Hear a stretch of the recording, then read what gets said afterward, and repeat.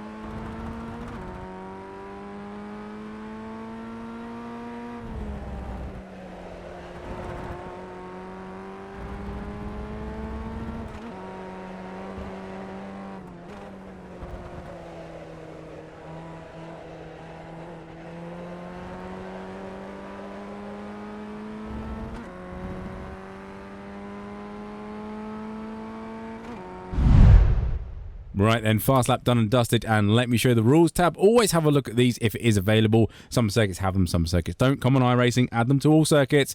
Don't know what you're wasting your time on. It will tell you where the off tracks are and or slowdowns. So it's really, really useful to actually maximize track limits, to have a look around and see where there are slowdowns and off tracks. Really, really useful. The info tab for you, track temp of 82 Fahrenheit. We're using the Rudskogen, that word, iRacing setup, so I didn't think it was too bad or anything. I did not change a thing around here, and the track usage is moderate at 44%, is what I always use for these track guides.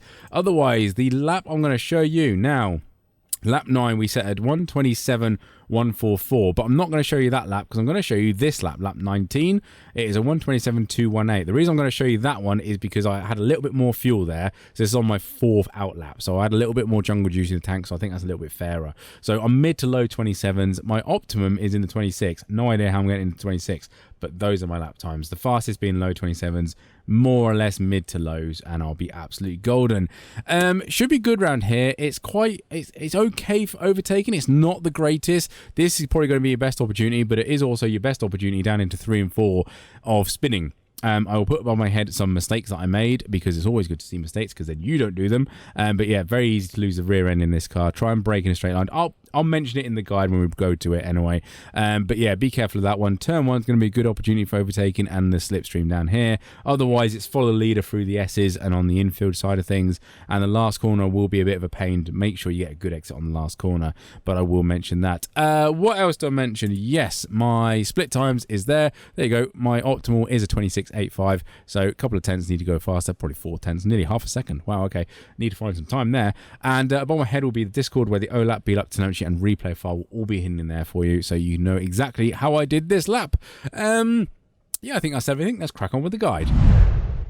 Right then, Rudskogen. I can never say it correct. I really do apologise. But anyway, this is the start-finish straight. It's quite a good length for a slowish car, but we're looking for the start of the curbing right here. A couple of car lengths before it. Absolutely stand on the brakes and bring the car in. You can cut turn 1 quite a bit, but don't cut it too much because it is quite bumpy and you can get an off track. Make sure you get into the inside of this curb here and really, really hug it. There's a nice bit of compression there where you get some nice rotation in the car. Once you start seeing the end of the curb, absolutely get on full throttle to try and maximise the exit here. Run wide all the way to the white line, but don't go over it because there's an off track, and I think if you go even further there is a slowdown. Best opportunity for overtaking down here, as mentioned in the intro, but it also the best opportunity to face the wrong way as well. So we are looking for the 100-meter board over the other side of the track. Just as we pass it, we want to gently get on the brakes, downhill braking zone. We don't want to overload the tyres around here. Nice and easy through this apex. Let the car run wide. All you're doing is balancing the pedals at this point to try and slow the car down in a nice gradual manner. There is time to gain around here, but there's also a lot of time to actually lose through a spin. So practice that corner, get it used to slowing it down.